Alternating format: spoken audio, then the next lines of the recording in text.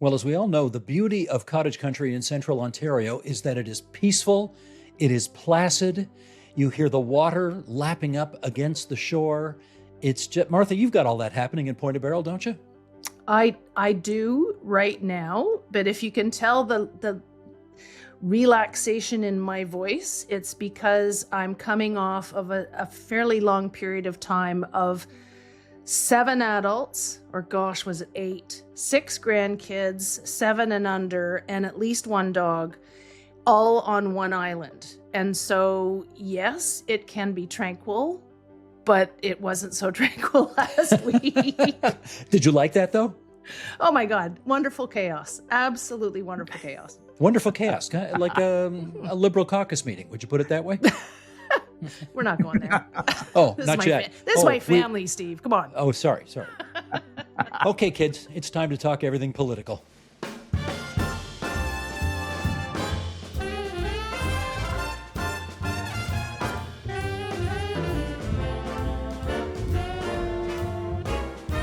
Everything Political, presented by the Canadian Bankers Association.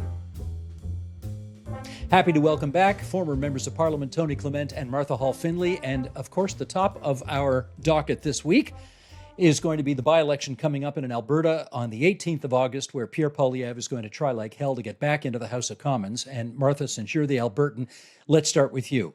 The guy whose seat he's taking on won it with 83% of the vote during the last general election just a few months ago. In your view, what percentage does Pierre Poilievre have to get on by-election day to show, yes, I won this, I conquered it, I'm back? Well, I'm actually pretty terrible at predictions, but I will also hopefully add to the conversation by saying when the fellow before won 83%, he didn't have 99 other candidates on the ballot. It's so more. This time, it's 200 candidates on the ballot. Is it 200 now? Yeah, 200. They're over 200.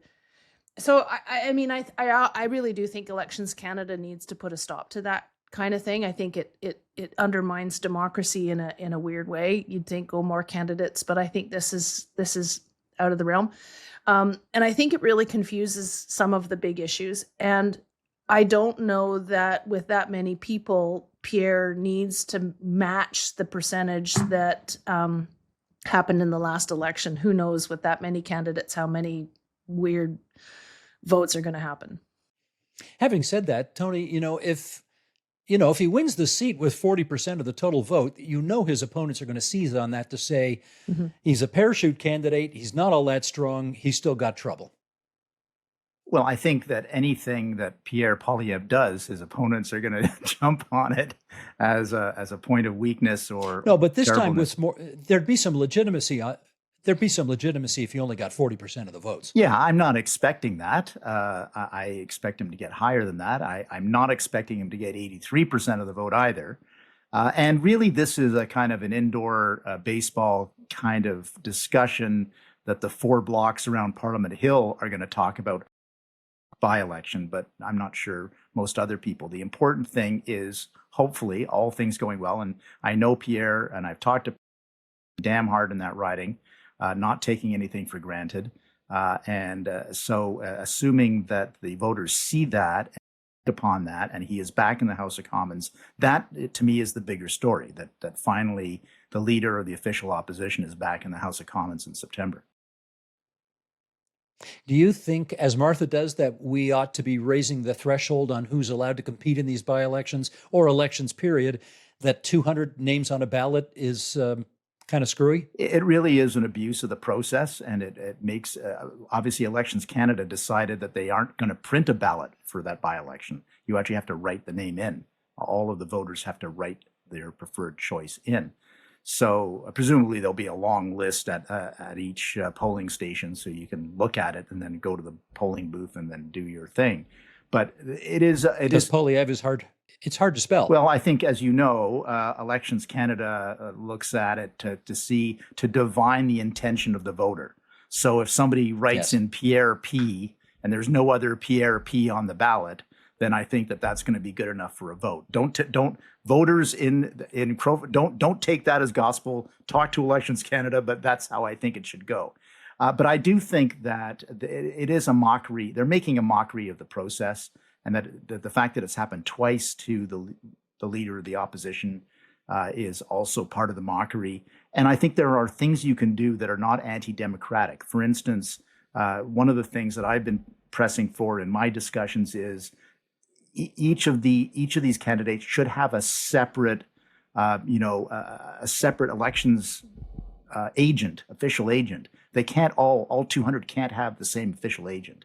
I mean, that's clearly part of a campaign rather than an individual candidate who wants to get elected. So things like that can be done that I think can allow the process still to be open to candidates, while at the same time some of the chicanery can be washed out of the system. Mm-hmm. Martha?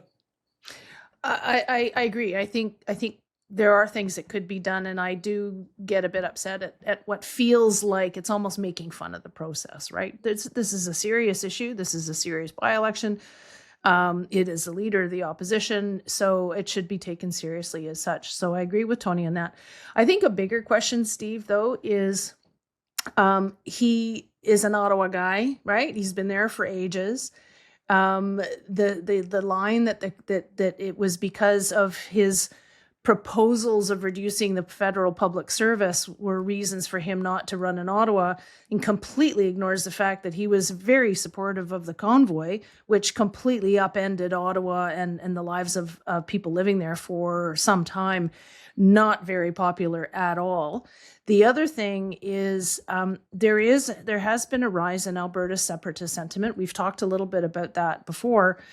It seems a bit odd for me to run in probably the safest seat in the country, but in a province where the first question he's going to get asked when he gets elected is, are you an Albertan or are you a Canadian? Like, where do you stand on this? It just seems to have invited unnecessary confusion and potential criticism. You can be both an Albertan and a Canadian. You absolutely can be both, but I think it's just an unnecessary, to me, it was an unnecessary attraction of even more kind of political commentary that probably isn't necessary. Well, I think right the now. thinking was that Pierre Poilievre needed the quickest, safest way to get back in the House of Commons. That was job one.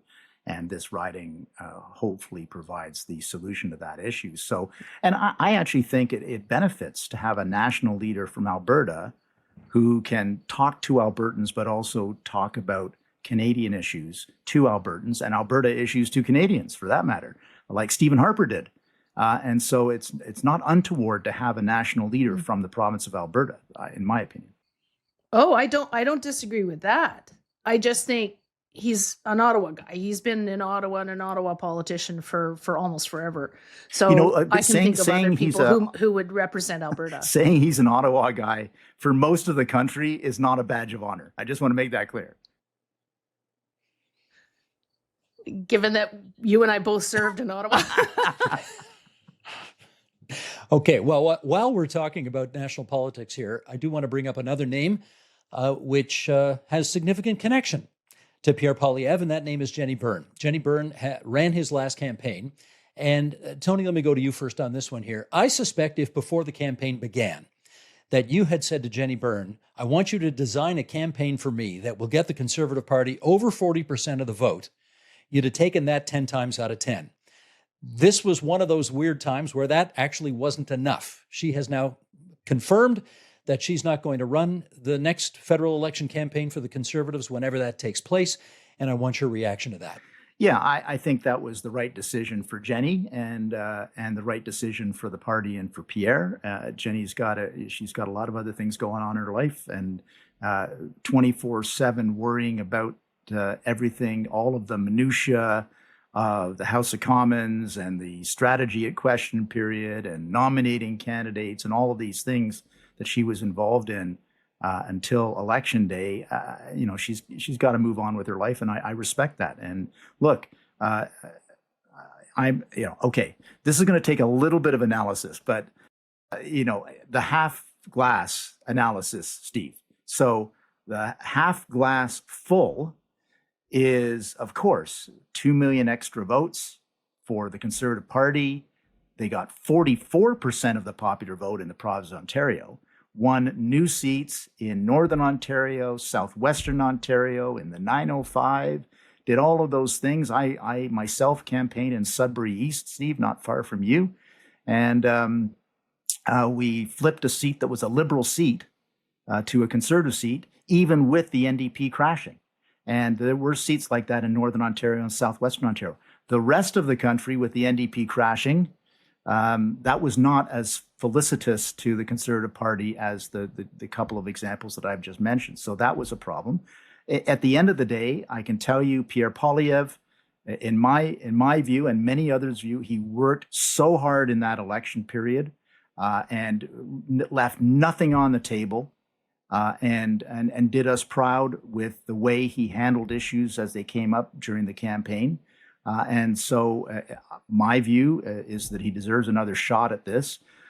The half empty part of I promised you the half full and the half empty. The half empty part is, and Jenni knows this, is we didn't actually win the election, folks, which is the primary goal. And the leader lost his own seat. Yeah, and he lost his own seat. And Jenni, in her interviews, her sort of recent interviews, expressed the most regret about that she didn't cotton on that this was going to be a problem for Pierre in his own seat until it was too late. So I think that ultimately campaign managers are judged on whether you win or lose. I mean, you can talk all you want about 2 million more votes and 24 extra seats and all of this, but we didn't form the government, folks. And so we have to do better next time. And Pierre has acknowledged that. We have to do better next time. And maybe that takes a little bit of new thinking. Martha, your take on the fact Jenni Byrne's standing down and will not run the next campaign? I think that's the right decision, but I will go significantly further than Tony. One, I think the tenor of that campaign was very much not what Canadians wanted or needed at the time, especially given Donald Trump. Jenni is not, I don't think there are too many people who would refer to the way Jenni approaches life as being kind and empathetic and sweet and gentle. Jenni has a manner and a way of dealing with things that can be very sharp and very critical and frankly downright nasty sometimes. And I would say that in any campaign, if you want to call yourself the leader is the one who sets the tone, who sets the tenor. And so I've heard in some circles people blaming Jenni Byrne for not pivoting, for not understanding that Canadians saw an existential threat south of the border and needed to have a much more grown-up conversation. That to me can't just be Jenni's fault. It has to be the leader's fault as well. And Tony, yeah, the party lost, but the party was in a position to have an absolutely landslide victory only a few months before. Yeah, but there was kind an of incredible anti-liberal. There was two factors. There was such an there were a couple of factors. Yeah. Justin Trudeau and Donald Trump.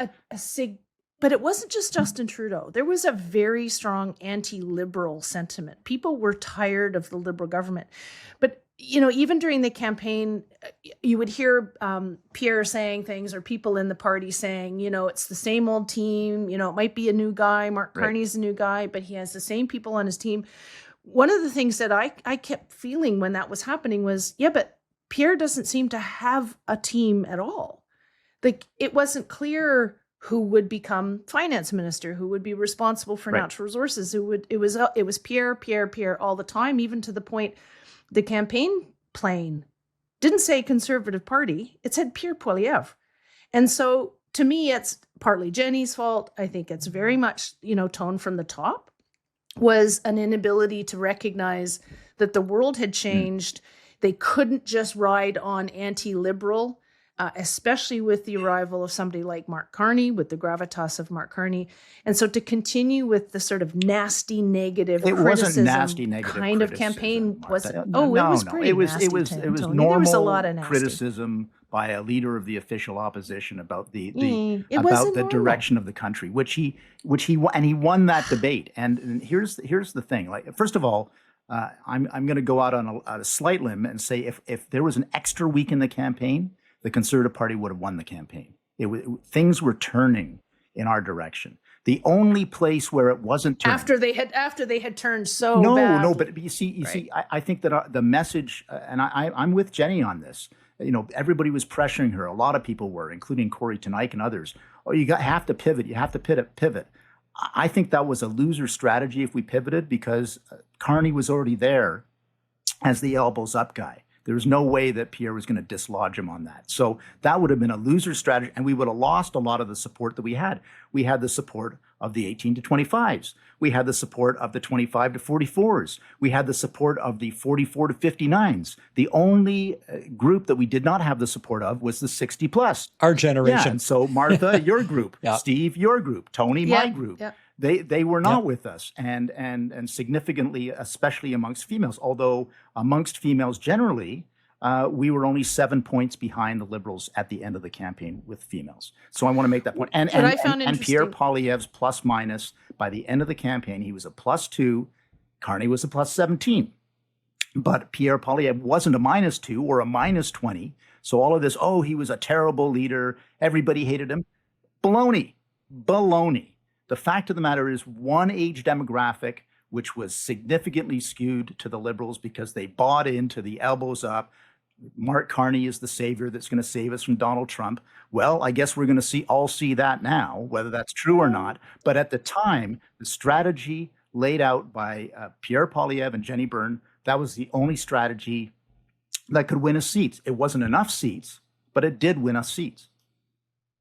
See, I might be of that demographic, but I know an awful lot of people, and it's always anecdotal, so you always have to be careful with that. But I know an awful lot of people who were going to be voting Conservative who did not in the end. And I don't think it's because of Mark Carney being seen as a savior. I think it was Mark Carney in contrast to a continuing... and I will call it nasty. The political discourse has deteriorated so badly. I find that really unpleasant, and I think a lot of other people did.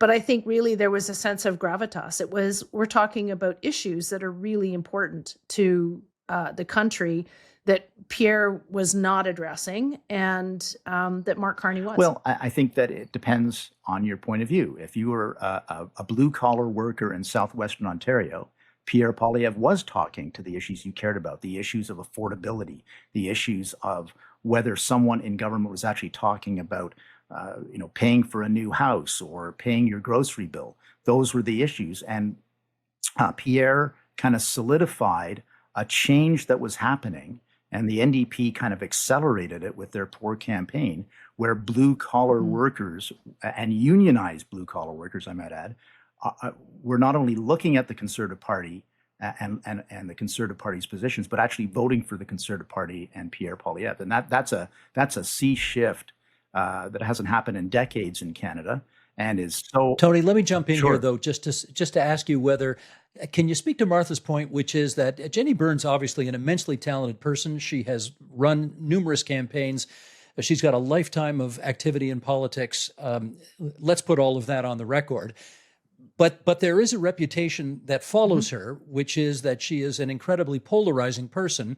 Yes. And at the end of the day, if all you want to do is try to attract what you think is your conservative universe without reaching out much beyond that, you're going to have a hard time winning elections in this country. And of course, I think it's fair to say her philosophy has always been, if I can get people who self-identify as conservatives to vote for us, we'll win every time. And that didn't happen.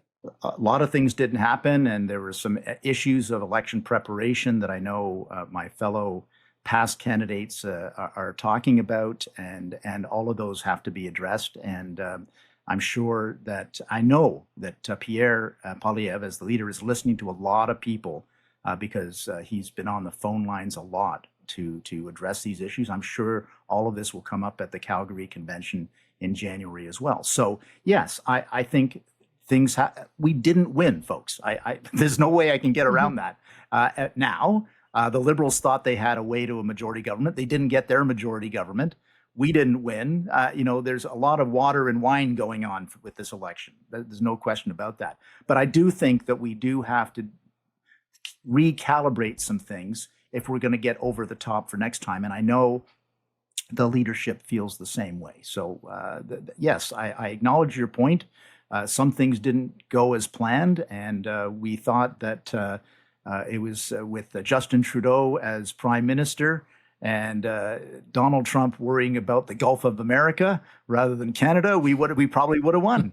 But that didn't happen, and we have to accommodate the reality of the situation. I think I'm very optimistic about the future of the party under the current leadership and with some new caucus members who are whip smart.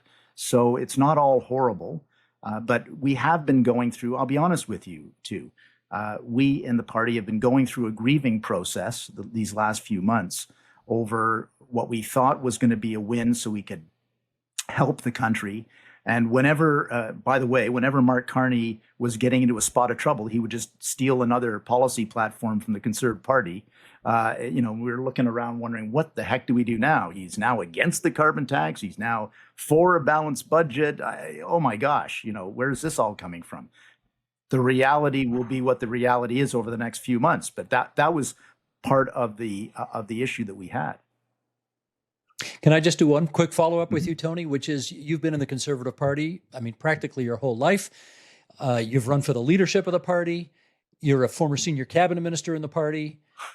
I would expect that the current leader of the party at some point would have reached out to you or somebody representing him and said, Tony, what do you think? What do we need to know? What do we need to do better? Right. Has that happened? It has actually happened several times in my case. And, with the leader himself? Absolutely. And I'll tell you a little anecdote. I have the blessing of being able to message Pierre whenever I want, which I don't do, but I do. He always, even during the midst of the campaign, he would always reply with an acknowledgement or a thanks or so on. Now, whenever I message Pierre, I get a phone call back immediately, almost immediately. Saying, I just want you to elaborate on this point or that point that you're making. What should I do differently? What should I do better? And I'm not idiotic enough to assume that's only me. Okay, like he must be doing that a lot, and I think that's a good sign of a leader who's a little bit humbled and chastened, perhaps, who is looking at the situation, saying, I gotta maybe broaden the bandwidth here and talk to some more people and get some more ideas out there, which is all a good thing, and all that's a quality that you want in leadership, right? So, and I don't know what to say about Nasty. I thought he was very even-keeled during the campaign. Before the campaign, he was being a leader of the opposition, and they've got to hold the government to account. During the campaign, I think you saw a softer side of him. He was advancing clear policy alternatives, and I thought during the debate, Steve, you might want to comment on this since you were moderating it, the English language one. I thought Pierre Poilievre was a fount of reasonableness, but maybe that's just me. I wouldn't go that far because it would not be my place to put it that way, but I think it's absolutely fair to say he showed a more prime ministerial side and much less of a leader of the opposition who was nipping away at the heels of the prime minister who was right beside him. So I think that's absolutely a fair statement. And I heard it from a lot of people that they thought he won that debate, not just conservatives, open-minded people. Not that conservatives aren't open-minded people. Let me get myself out of this trouble that I'm in right now. What do you mean, people, nonpartisan people who are not aligned, people who didn't necessarily have a dog in the hunt, who said that they saw something in him in that leaders debate that they hadn't seen before. Martha, bail me out of this quickly, please. I am happy to jump in, Steve. Happy to jump in. You did a wonderful job, by the way, moderating, as you always have done. As opposed to the last 30 seconds where I haven't done very well at all. Steve, shush, I'm trying to help you. I actually think that now is an opportune time to take the conversation in a slightly different direction. As an Albertan, it's extremely frustrating to know that a federal election has already been decided before you even get to counting the Alberta votes, regardless of what party you support. I do think, and we've had promises from past, Justin Trudeau, part of his campaign was electoral reform. The riding I represented in Toronto, Willowdale, had the same population as the entire province of Prince Edward Island, which had 4 ridings, and I represented 1. That is only one example of how we have really not adjusted our electoral politics to our population. And I know there are constitutional reasons for it. There are Senate seats in question. There are an awful lot of reasons why it would be hard to change. But it is extremely frustrating to feel that it doesn't matter how you vote because it will all already have been decided in the eastern half of the country. Gotcha. No, very fair point. Okay, let's move on and talk about one more thing, which is to say, since we focused a lot on the Conservative Party just now, let's focus on the Liberals a little bit. And to that end, it wasn't that long ago that the new Prime Minister said on numerous occasions, we are going to have to do things in this country differently from the way we've done them before because the times call for it. We are living in emergency-like times. We've got to get national infrastructure projects going faster and more deeply than ever. And I think, Martha, it's an open question to look at things and say, okay, admittedly, you've only been the Prime Minister for a few months, but if you're talking about unprecedented speed within which we have to start doing these things, where is it? We're not seeing anything yet. Fair criticism or no? I think some of it is fair. I think the Prime Minister and his team were surprised at the vehemence of the reaction to Bill C5, the Build Better, Bigger, Faster bill from a number of Indigenous communities. And I think that has really caused them to just, oh, wait a minute, we maybe didn't do that right. And I don't think they did. I frankly think they underestimated what might happen with something that fast.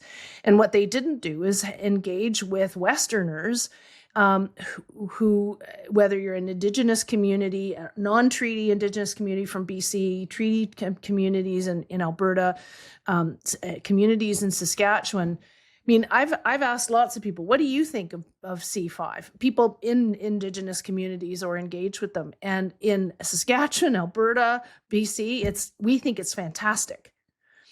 You're hearing a lot of anti-C5 headlines that purport to be based in Indigenous communities. They are from Indigenous communities, but unfortunately, often they're from Indigenous communities that historically haven't understood or benefited from the whole value of major resource projects. The communities that have, for example, Saskatchewan, Alberta, BC, have in the last number of decades, last couple of decades, last 10 years even, the entire approach to working with proponents, Indigenous communities, finance, investors, has been very different than it had been before. And some very significant lessons learned about how we can actually partner, in some cases, full equity partnerships to benefit from those projects. And so you hear people in the western part of the country saying, we think C5 is fantastic.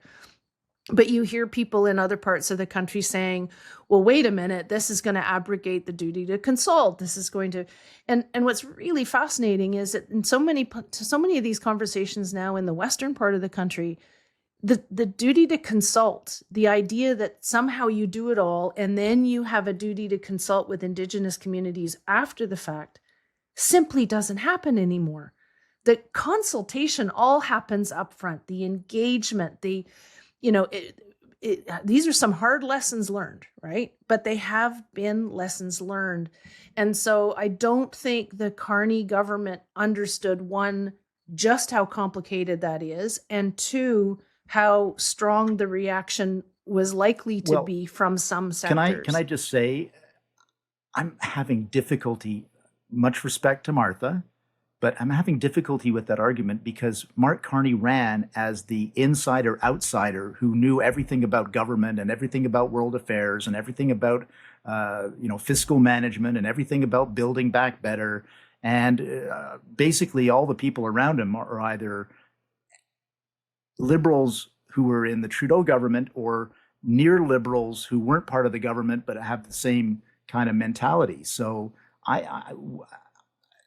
we're still early, Steve and Martha, but at some point, this podcast is going to ask the question, where's the beef, right? Like, let's get something going here. And we're not there yet. And I have an attaboy for a bit later where I want to praise the Carney government, as well as amend the record on something, Steve, you know about. But until then, I think we're getting to a point, especially this government ran on the idea that there was a major emergency for Canada and Canadians, Trump, etc.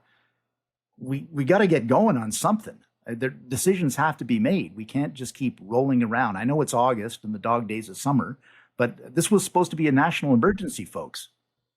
Well, and I can and although I do feel a bit frustrated that the Carney government did not come at this with full engagement of people in different parts of the country, in my case, the western part of the country, who could easily have given them some advice on how to roll this out and prevent some of the backlash, which I think has now made everything pause a little bit. I'm Albertan. I spend a lot of time in the energy sector. I spend a lot of time in energy policy. There are a number of things that are being said by Prime Minister Carney, by Minister Hodgson, and there's a cautious optimism because the things that are being said sound right. But August or not August, they've been in office for a while now, and I can guarantee that there are more and more people saying, they don't say where's the beef, because actually they know that most of the beef is already in Alberta. But there are a few things that could be done that are not necessarily a big project, but that would ease an awful lot of concern among a lot of people in the West who are, you're saying the right things, but it's been a pretty rough 10 years. We need you to actually do something. And it's not, let's all of a sudden build a major pipeline. Some of them are dealing with the emissions cap, dealing with the timeframes, dealing with some of the major issues in the Impact Assessment Act. Don't throw it out, but there are some things that could be done, and we haven't seen it yet. So I'm hoping. Here's my contribution to this little part of the conversation, which is to say we three are old enough to remember the first politician who used that expression, where's the beef? And I'm inviting one of you to jump in now and tell me who it was. Is it Walter Mondale? Hey, Tony, good on you. Well done. And we didn't set we this did up, not set this obviously, up. No, we didn't know. But that's absolutely right. Yeah. Walter Mondale, who was running for president. And who did he say it to? Ronald Reagan.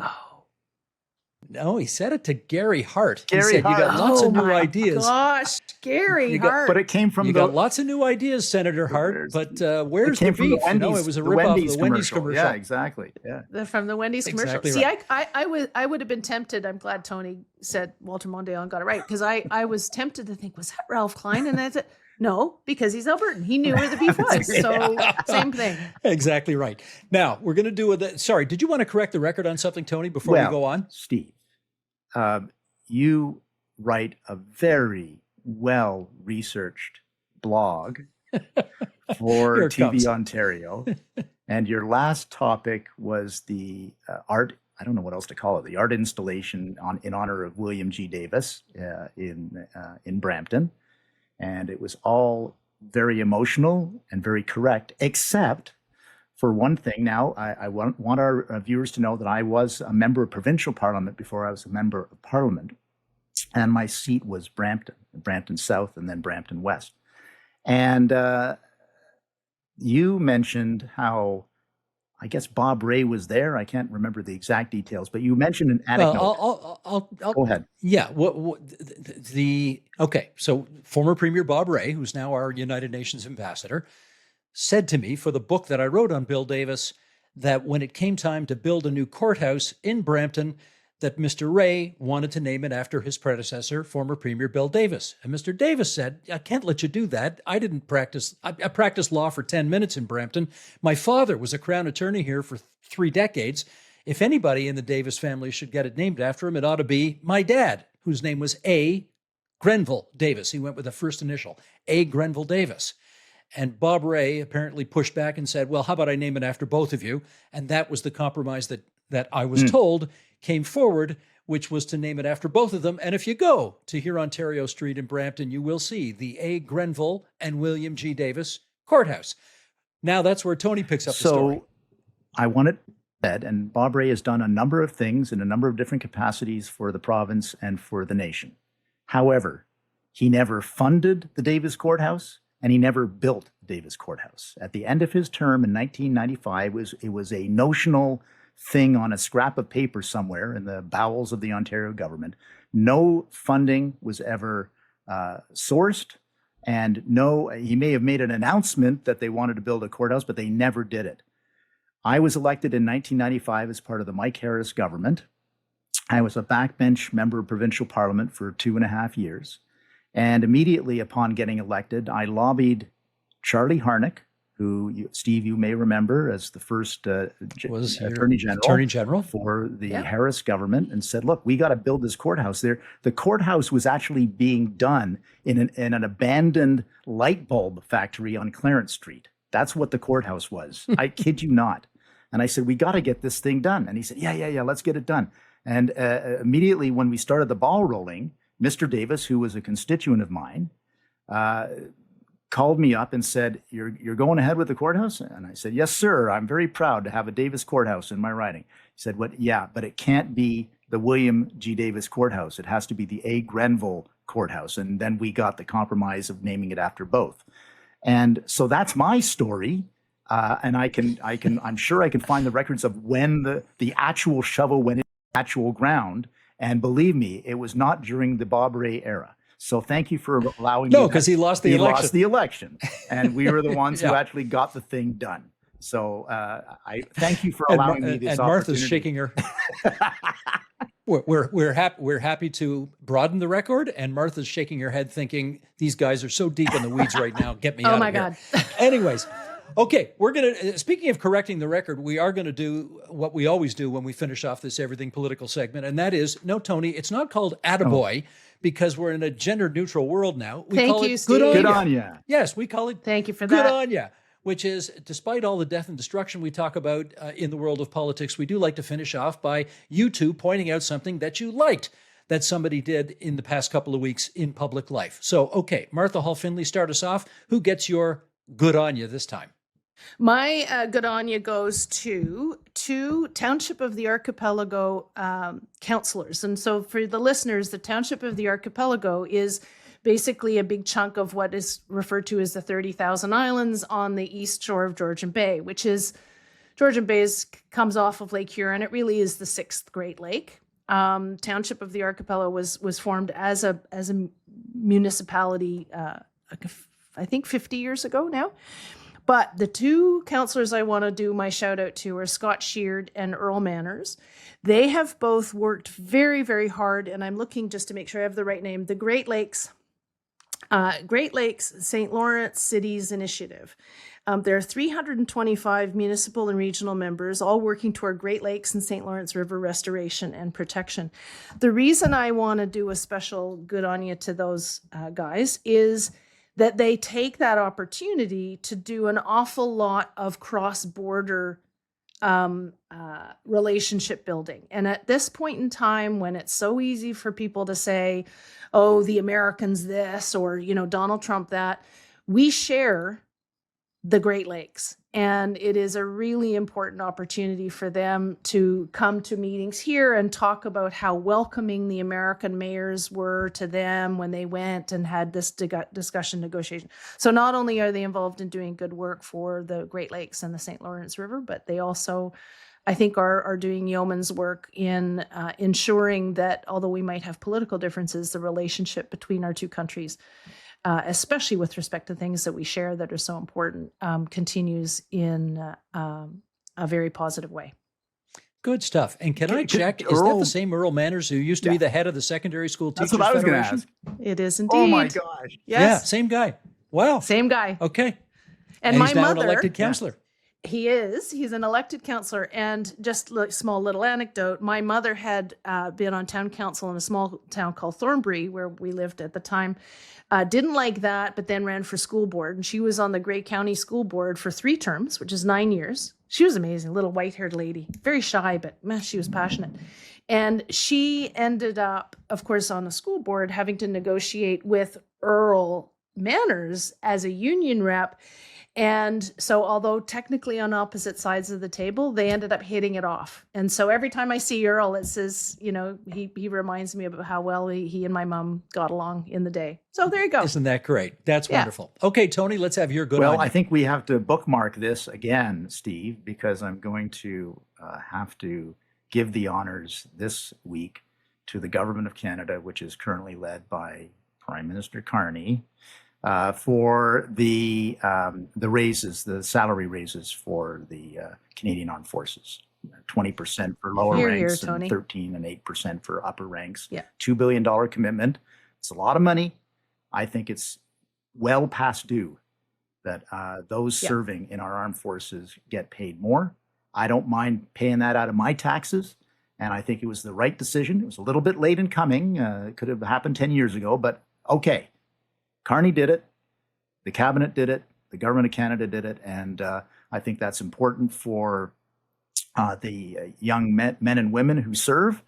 And it's also important for our NATO commitments. And generally, it's important to do the right thing. I must say, I am loving the ecumenical nature of the good onions that come out of this part of our program. Oh, no, I think we should try to keep it going. This is really nice. This is great. I love it thanks too. a lot, and I you just two. want to say, Yeah, go ahead, Martha. Just and good on you, Tony. That totally agree that was something overdue and really important to do. So thanks for giving the government the shout out. Excellent. We should also remind people who are either watching or listening to this that they are able to get in touch with us if they want by sending us an email at thepaikinpodcast@gmail.com. That's thepaikinpodcast@gmail.com. And we're starting to get some emails coming in now. And in a future episode, we'll read some of them out and get you folks to respond to them. So keep those cards and letters coming, as they used to say on the Letterman and show. rate and review us on Spotify and Apple and YouTube, wherever you can. Oh, yeah. I've got to remember how to do all that stuff. Only if you well, like no. That's how it works, man. Yeah. I know. Do you know what? I got to say, you guys on the YouTube, which I got to learn to stop calling it the YouTube. You guys on the YouTube, I think in the last episode that we did together, I mean, we got, what was it, like 30, 40, 50,000 views on YouTube with another 600 or 700 comments below as well. Anyway, we're off to not a bad start here, folks. So as they say, peace and love, and let's keep it going. See you next time.